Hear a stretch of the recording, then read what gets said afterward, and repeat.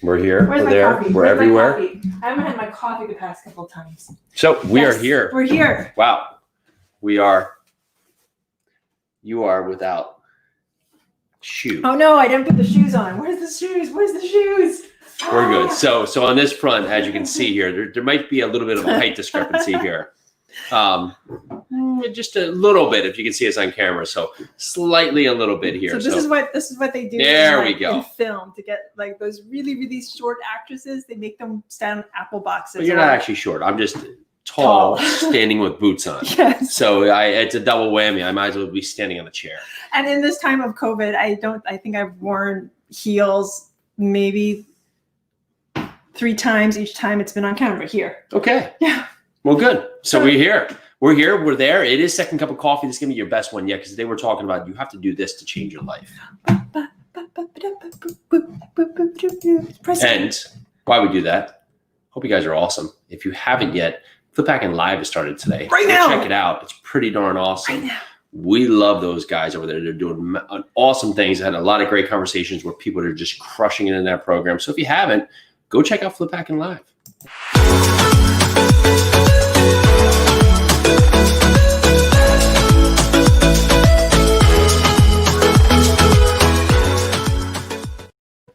Be nice if we had all of our lights on. So one day we're going to have this all set up, but it's going to take us to probably move somewhere else from there. So no, we're actually good. It's really nice in here today. So here we are. It's second cup of coffee. This is your best show yet because why? Because, well, Pili's all dressed up for it. So I'm Jason. I'm Pili. Here we are. Let's do this. And this is your topic of the day. This is what you need to do if you want to really just go forward and just have a great life. Stop taking everything so seriously. Say you're sorry. Don't let things add up to it. You know, not for nothing. I wasn't my best today.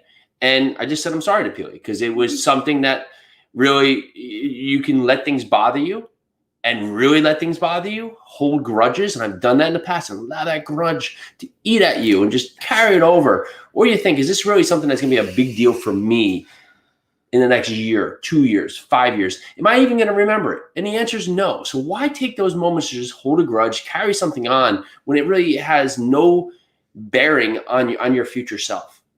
Saying you're sorry, even at some points, if it's not really even your fault, just so you can move past it, right? If you're ever into an argument with someone or a disagreement, you have to have these disagreements. I think right now we're at a point where everybody wants to have their stance, and they don't want to hear the other person. But how can you know or even improve your stance if you don't listen to the other person to understand their side to improve your stance?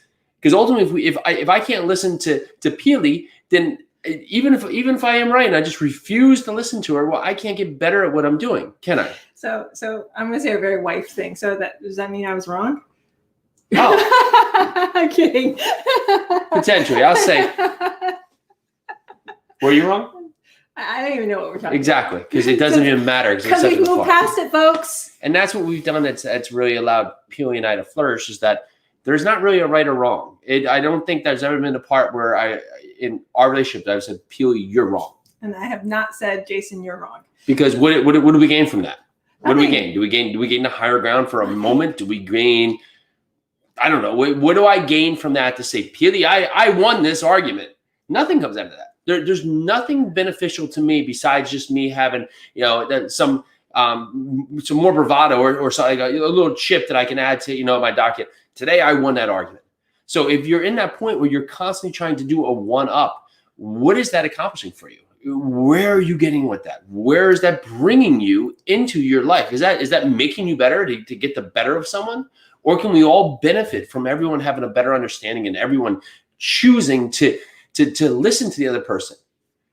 That's where things find their balance, is that when you hear that other person and you hear what they're saying, honestly, the talk makes you better, right? If I was to constantly talk here without listening, I wouldn't be able to provide more valuable information. We do so many interviews, and I realize that the interview is there for us to bring out the best information from the guest. It has nothing to do. You're not there to hear me interview the person. You're here to hear the great responses that these amazing people have coming on. I mean, we have Evan Carmichael on in like 3 days. He has something like 2 million YouTube subscribers. So do you want to hear me overtalk him and just speak the entire interview? Or do you want to get that valuable things from Evan Carmichael? Because we need to find our way to ask better questions so we can get better results. But it's like anything here. If I'm spending my time trying to push to be right or push the narrative, then I'm not learning. I'm not being better. I'm not improving myself. I'm just trying to make a point. And the point is, it really has no worth, and it's not going to give you any value for your future self. So my version is, thing is, we're always winning. People ask Jason and I why and how we work together, how we come on camera. We're always having smiley faces, and we're not always smiling. Ask Jason. He has to come to me. He's like, Pili, smile. And this is coming from, I always get asked, how am I always so like energetic, and how do I always have a smile on my face? It's because I have the support necessary to do so. And the thing is, with Jason and I, we are always winning together. If one of us, the choice is you're making the choice too. Yes. Right? And I am making the choice to win together. So no matter if we're having disagreements, no matter if what we're doing, no matter what's happening, we know in the end, if we're winning together, then we are winning.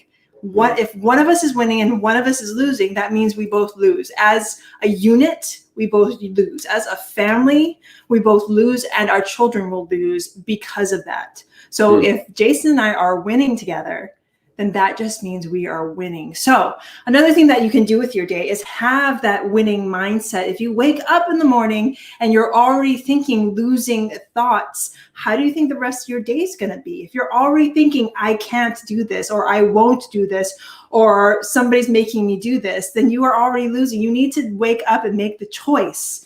Even if you work for someone, great, you have a job. Awesome. Good on you. Make the choice to make that job the best thing of your day.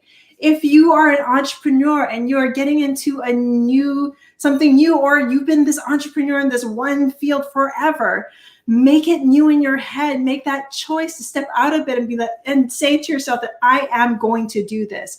I'm going to take this day and I'm going to make it my own. And I am going to step forward and take it on.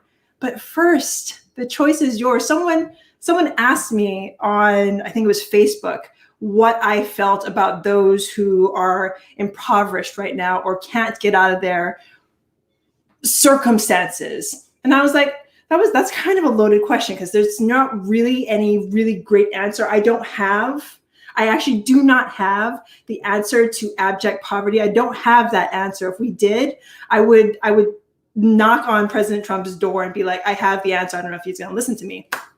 But I don't.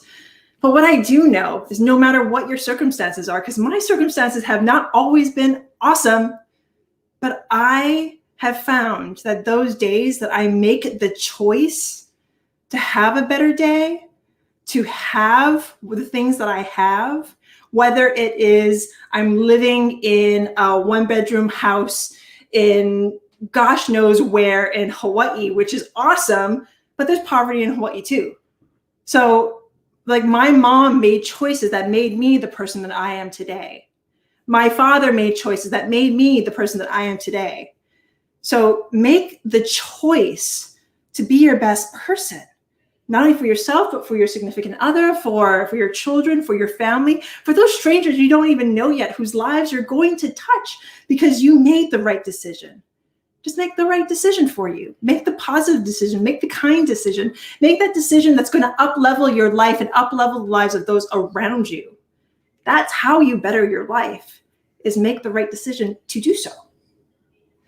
Yeah, the one guarantee that we can guarantee is that if things aren't going right, well, if you put all your energy just in focusing on what's wrong, what's not right, what's not working, what could go wrong, what may not be, well, you're never going to find what can be, what will be, where your opportunity lies, where the goodness is, and what everything else is. So today, one step, if you are just having a moment and you've had a disagreement with someone in the past and maybe it's cut loose, be the bigger person. Pick up the phone and just say hello. Maybe say you're sorry, or just reach out to that person. It doesn't take much, but ultimately, what is keeping you from doing that? Is it pride? Is it ego? Is it having to be right? And will you ever truly remember this 10 years and 20 years ago from now? And if you look forward to that 10 or 20 years, do you really want to have this moment now carry forward another decade or two? All right, so that's what we got today. Of course, thank you for all the ratings and reviews. We're going to start reading one every couple of days. Just one of the best ones we get out there because there's been so many awesome ones. So you want to go over, hit that subscribe button, hit that like button. Tell us what you think. It helps us make the show better. We would just so massively appreciate it. Got some awesome guests coming up. We had Andy McFarlane on the show, which was awesome. We had just amazing little topics. Andy McFarlane. We had Mike Simmons. We had Terry Berger. We've had Ariane Lemire. We had who else? Who else from this great Ryan Smith. Yeah. And again, for more amazingness, please check out www.fliphackinglive.com. Seriously, we're not even speaking at this event. We don't get paid for this. This is how we laid our foundation. So go check it out. And we will actually, it's already started today, but we will still pay Bill Allen, the owner and CEO of Seven Figure Flipping, $100 so you can go to this on a scholarship. So check it out, please. Do yourself a flavor. All right, everyone. We will see you tomorrow. Aloha.